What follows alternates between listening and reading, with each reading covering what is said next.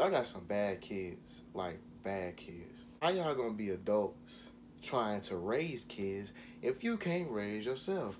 That's not the point of this video.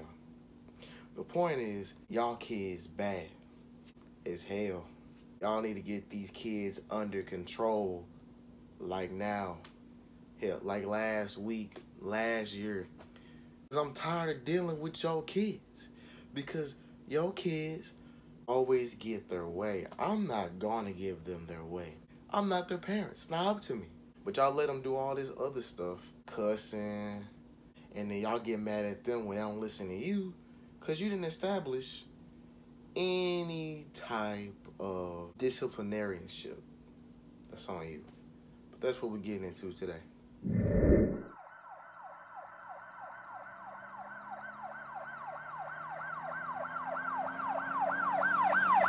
Another day, another do-rag. It's your boy, DC, here with another do-rag confession.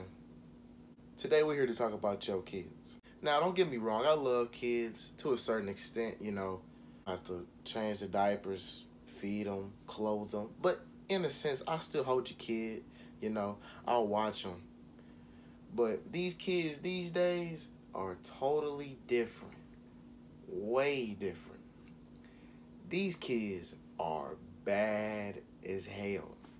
They'll cuss at you. It'd be like a 5-year-old. And you know, maybe like y'all cool or whatever, but still, they should never be out this line. You'll go and greet them. You know them. It's your friend's son, right? Going on, be like, what's up, little man? What's up? What's up, my dude? What's going on? None, just chilling, you know? How you been doing? Just chilling like a motherfucker. Chilling like a motherfucker. What? What? Then on top of that, I work at a place with kids, right?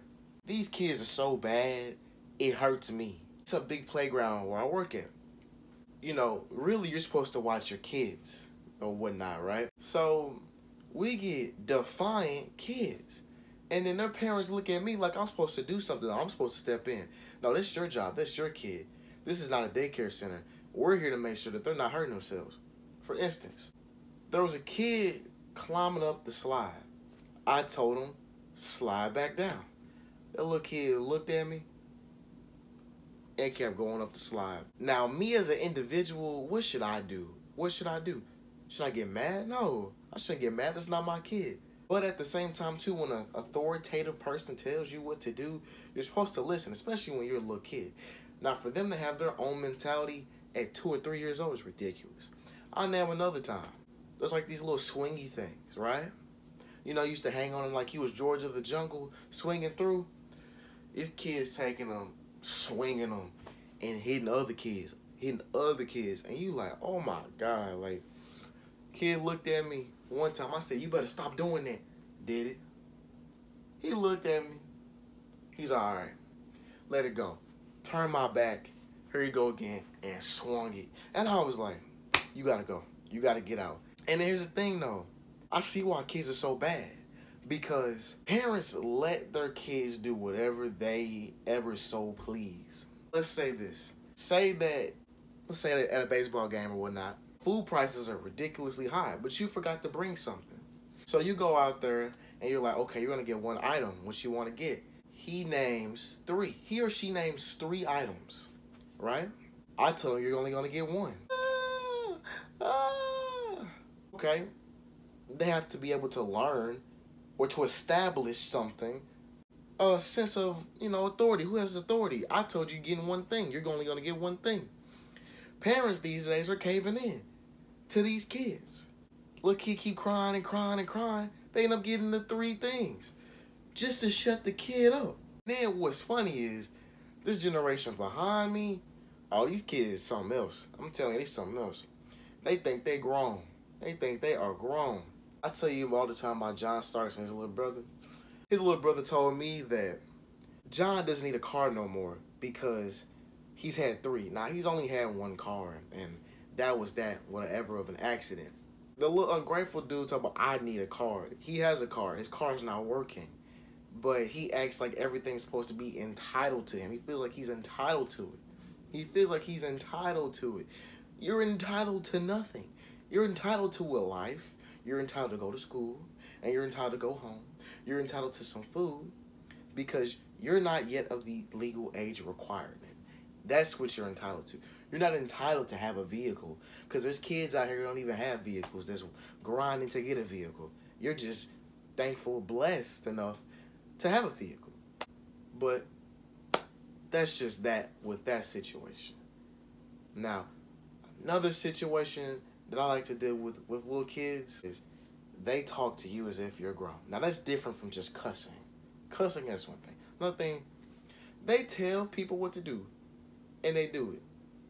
Like, I saw this little kid a couple days ago. You know, I'm just minding my business, you know. I'm at the mall, sitting there just chilling on my phone, waiting on somebody to come, right? And I see this mom, this little kid, or whatever. And the mom is like, come on, we gotta go. No, we're not leaving. We're gonna go to the Disney store. Excuse me? The mom looked at him and was like, I told you, Johnny, that we are going home. Little Johnny looked up, told his mama, we are going to the Disney store, Mom. We're going to the Disney store right now. What happened? Did the mother win or did the little son win? Obviously, the son won because he was the one that was walking out with a multiple Disney attire and stuff like that. I said, wow, really? Is this how we're playing it these days?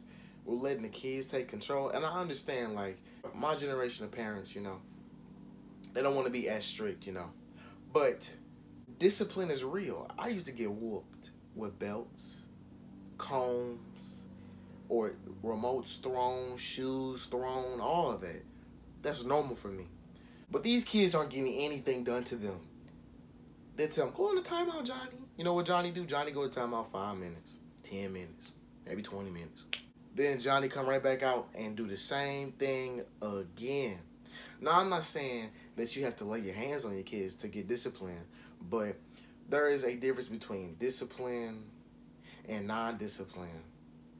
Most of these parents doing non-discipline, they're doing the bare minimum. Discipline your kids, because I guarantee you, it's some other grown folks out here that'll discipline your kids for you. And then when they discipline the kids for you, they get an attitude with you. Nobody told you to touch my kids. Why you touching my kids? Because your kid is bad. He bad as hell. Nobody want to deal with that. I'm trying to enjoy myself, and your kid out here acting an ass. And I got to sit here and listen to that? No. I'll give you an instance. I used to run summer track many years ago. And there was these two little boys.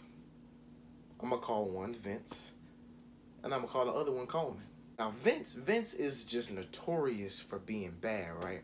Always bad. And Coleman was always a cool cat, like always a cool kid. Vince, one day, Vince and Coleman playing at the track meet, you know, most kids trying to get their mind right for this track meet, right? Man, they get to doing or whatever. Man, Vince haul off on Coleman and he crying. Now, Vince's mama just sitting there. She ain't did nothing or nothing. Now, Coleman daddy, he one of the track coaches. And, you know, Coleman don't play that. His daddy don't play that at all whatsoever. So he snatched the kid up, snatched Vince up. And the mama was like, what you doing? Why you touching my son? Your son hit my son. And you sitting over here acting like nothing even happened. Like nothing even matters. You sitting there like it is what it is. Screw that. He just hit my son. Screw that. But you know what? I'm just a dude that wear do-rags. It's do-rag confessions.